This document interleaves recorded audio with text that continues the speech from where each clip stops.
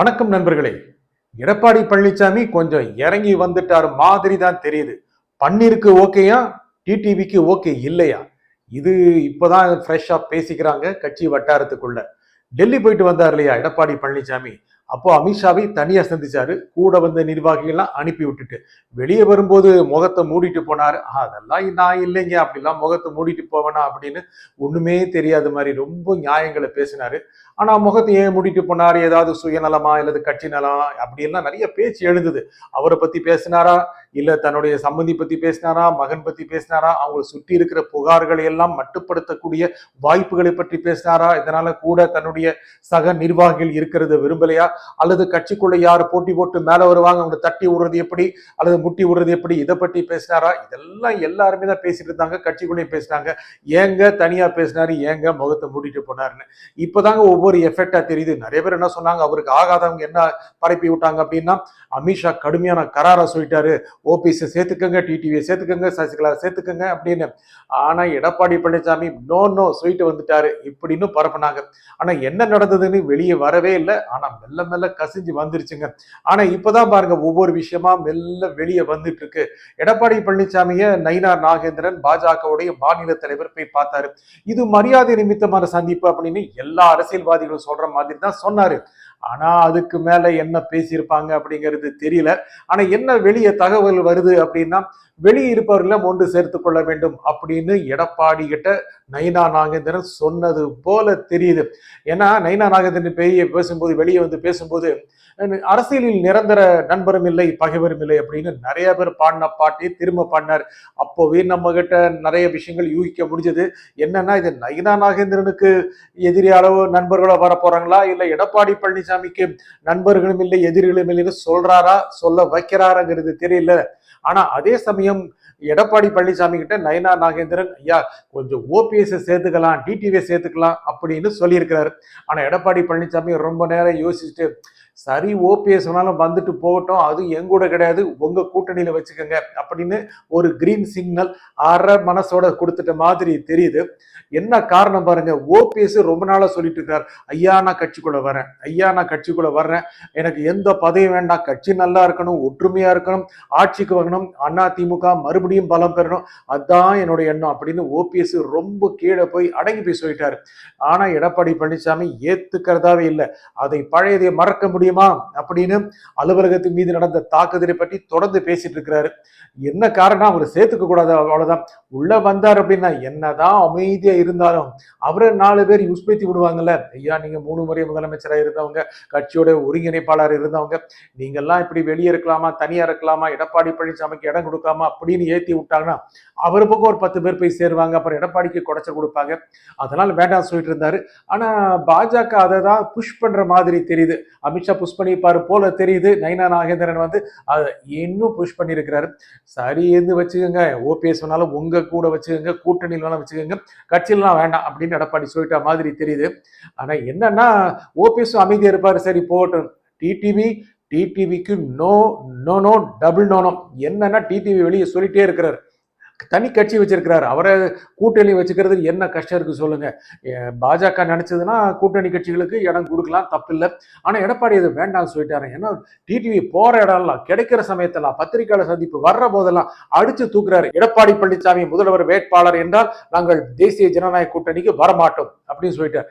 வேற யாராவது முதலமைச்சரை போடுங்க, நாங்க வந்து சப்போர்ட் பண்றோம் அப்படின்னு சொல்றாரு. இப்படி பொது வெளியில எடப்பாடி பழனிசாமியோட புகழை நாரா கிழிக்க போய் நீங்க கூட்டணியில வச்சுக்கிறதா வச்சுக்கோங்க அப்படின்னு எடப்பாடி சொல்லுவாரா? சொல்ல மாட்டார். சொல்ல மாட்டார்னு நினைக்கிறோம். எது வரைக்கும் சொல்ல மாட்டாரு? ஒரு தடவை டெல்லிக்கு போயிட்டு வந்த உடனேயே ஓபிஎஸ்னா பரவாயில்ல வச்சுக்கோங்கன்னு சொல்றவரு டிடிவிக்கு இப்போ ஓகே சொல்றாரா, அல்லது அடுத்த மாசம் டெல்லி போயிட்டு வந்து, இல்ல அதுக்கு அடுத்த மாசம் டெல்லி போயிட்டு வந்து முகத்தை மூடியோ மூடாமலோ காருக்குள்ள வெளியே வெளியே வந்து அப்படி சொல்வாரா? சென்னைக்கு வந்து ஏதாவது மனமாற்றம் வர வாய்ப்பு இருக்கா? மேலிருந்து நெருக்கடி வருமா? இல்லை நன்றி மறப்பது நன்றென்று சொல்வாரு, அந்த நன்றிக்காக டிடிவி வேணாலும் கூட்டணி நீங்க வச்சுக்கோங்க, அவர் ஏதோ முதல்ல சொல்லிட்டாரு அப்படின்னு சொல்ல போறாரா? ஆனா டிடிவி ரொம்ப உறுதியா இருக்காருல்ல, எடப்பாடி பழனிசாமி முதல்வர் வேட்பாளர் என்றால் நான் ஏற்றுக்கொள்ள தயாரா இல்லை அப்படின்னு சொல்லிட்டு இருக்காரு. அவர் உள்ள வருவாரா? வர வைக்கிறது எப்படிங்கிறது பாஜகவுக்கு நல்லாவே தெரியும் இல்ல. எடப்பாடியே கிட்டத்தட்ட பணிய வச்சுட்டாங்க. அப்புறம் டிடிவிக்கும் நிறைய நெருக்கடிகள் இருக்கு. மத்திய பாஜக நினைச்சதுன்னா டிடிவி ஒரு சர்க்கிள் போட்டு உள்ள கொண்டு வந்துடலாம். அப்படி கொண்டு வர அவங்க விரும்பல. டிடிவிக்கு ஒரு வாய்ஸ் பெருகட்டும் அப்படின்னு நினைக்கிறாங்க. அவரும் வாய்ஸ் உள்ள ஆளா ஆகட்டும் அப்படின்னு நினைக்கிறாங்க. கடைசி நேரத்துல எடப்பாடி பழனிசாமியை மனசை மாத்த வச்சு அப்புறம் டிடிவி உள்ள கொண்டு வந்துட்டாங்கன்னா ஒரு பெரிய அணி அமையக்கூடிய வாய்ப்பு இருக்கு. அவருக்கு டிடிவிக்கு பாஜகவோட கோட்டால இருந்து சீட்டு கொடுக்க போறாங்க. எடப்பாடிக்கு என்ன நல்ல ஒரு பலம் இருந்த நல்லது தானே. ஏன்னா டிடிவி நேரா விஜய் பக்கம் போகவே ஆசையா இருக்கிறாரு. அங்கே பன்னியூர் பக்கம் கதவு திறக்குமான்னு பார்த்துட்டே இருக்கிறாரு. தேர்தல் சமயத்துல போயிட்டாருன்னு வைங்க, அவர் இருந்த இடங்கள், அவர் பலமாய் இருந்த இடங்கள், பலமாய் இருக்கும் இடங்கள் விஜயும் சேர்ந்தார் அப்படின்னா கணிசமான ஓட்டு வாங்குவாங்க. திமுக அண்ணா திமுகவை தோற்கடிக்க வாய்ப்பு இருக்கு. அண்ணா திமுகவை நிச்சயமாக தோற்கடிக்கக்கூடிய வாய்ப்பு இருக்கு. அது திமுக லாபமா இருக்கலாம், இல்ல ரெண்டு கட்சிக்கும் இழப்பை ஏற்படுத்தி விஜய் டிடிவி கூட்டணி கணிசமா இடங்கள் வேண்டாங்க, ஒரு 7 இடம் வச்சுக்கோங்க, ரொம்ப வேண்டாம், அதிகம் கூட சொல்லல, இதை ஜெயிச்சிட்டாங்க அப்படின்னா அது மிகப்பெரிய தலைவலி ஆயிரும்ல. அதுவும் எடப்பாடிக்கு நல்லா தெரியும், அது பாஜகவுக்கு நல்லாவே தெரியும். இதெல்லாம் சொல்லிதான் டிடிவி வரட்டுங்க, அவர் பனையூர் பக்கம் போயிட்டாருன்னா விஜய் கட்சி பக்கம் போயிட்டாரு அப்படின்னா அது நமக்கு தாங்க லாஸ் அப்படின்னு கடைசி சமயத்தை சொல்லி அவரை ஏற்றுக்கொள்ளும்படி செய்து அவரை கொஞ்சம் கீழே இறங்க வச்சு இந்த மாதிரி செய்கைகளை செய்யக்கூடிய வாய்ப்புகள் நிறைய இருக்கு. ஆமா, அப்போனா சீட்டு பிரச்சனை வரும்ல. சீட்டு பிரச்சனை என்ன, இப்போவே பேச்சுவார்த்தை என்ன நடக்குது, பாஜக பெரிய நம்பர்ஸை கேட்குது, நிறைய இடங்களை தொகுதிகளை போட்டியிட வேண்டிய தொகுதிகளை கேட்குது. கடந்த முறை 20 கொடுத்தோம்ல, 5 மேல போட்டு தரோம் அப்படின்னு எடப்பாடி சொல்லி இருக்கிறாராம். போன தடவை 20 2021, இப்ப 25 வச்சுங்க, 5 தானே பரவாயில்ல வச்சுங்கன்னு. No no no no no மக்களவை தொகுதி, நாடாளுமன்ற மக்களவை தொகுதி எம்பி சீட் இருக்குல்ல, அது 39 இருக்கு. அந்த ஒவ்வொரு தொகுதிக்கும் ஒரு சீட்டு கொடுத்துருக்கு அப்படின்னு பிஜேபி ரொம்ப ஆசையா கேக்குதாம். 39 சீட்டா அப்படின்னு எடப்பாடி கேட்டது இல்லைங்க. அது மட்டும் இல்ல, +11 கூட்டணி கட்சிகளுக்கெல்லாம் கொடுக்கணும்ல, ஆக 50 அப்படி. 50 எடப்பாடி பழனிசாமி பாஜக கூட்டணிக்கு 50 சீட் கொடுக்க போறாரா? சாத்தியமா? சாத்தியமே இல்லை. 50 வேண்டாங்க, 50 ஒரு சீட்டாங்க அப்படின்னு அண்ணாமலை அணி ரொம்ப கராரா முன்வைக்குதான். அண்ணாமலைக்கு சொல்லித்தராங்க, அண்ணாமலைக்கு சொல்லித்தர வேண்டிய அவசியமே இல்லை. ரொம்ப சுய சிந்தனை கொண்ட ஒரு மாற்று அரசியல்வாதி. அவர் சொல்றாரு, கடந்த மக்களவை தேர்தல் என்னங்க நடந்தது, அதிமுக 20-22% ஓட்டு வாங்குச்சு, பாஜக கிட்டத்தட்ட 10-10.5% ஓட்டு வாங்குச்சு. ஆகையால அதிமுக 20 சீட்ல நின்னா பாஜக 10 சீட்ல நிக்கணும். அதிமுக 150ன்னா பாஜக 75. அவங்க 2 மடங்கு, அவங்க 1 மடங்கு, இது கொடுத்தே ஆகணும் அப்படிங்கிற மாதிரி ஒரு சூழலை உருவாக்குறாங்க. இதுதாங்க தன்மானம் அப்படின்னு பாஜக ஒரு அணியினர் ரொம்ப வேகமா குரல் கொடுத்துட்டு இருக்காங்க. முக்கியமா அண்ணாமலை இந்த விருப்பத்தில் தான் இருக்காரு. இந்த மாதிரி சூழ்நிலையில இருந்ததுன்னா என்ன ஆகும், நல்லா கவனிக்க வேண்டிய விஷயம் பார்க்கணும். அதிமுக ஏத்துக்குமா, ஏத்துக்காம கட் பண்ணி விட்டுச்சுன்னா நல்லது. யாருக்கு நல்லது? பாஜக நல்லது. தனியா நின்று நிறைய இடங்கள்ல நின்று நிறைய வாக்கு சதவீதம் வாங்கலாம்ல, 2-3 சீட்டு ஜெயிக்கலாம்ல. அதிமுக என்ன ஆகும், ஜெயிக்க முடியாது, எடப்பாடி ஜெயிக்க முடியாதுல்ல, அதுவும் அண்ணாமலைக்கு விருப்பமா தானே இருக்கும். ஆக கடைசி நிமிஷத்துல இந்த ட்விஸ்ட் வர வாய்ப்பு இருக்கு.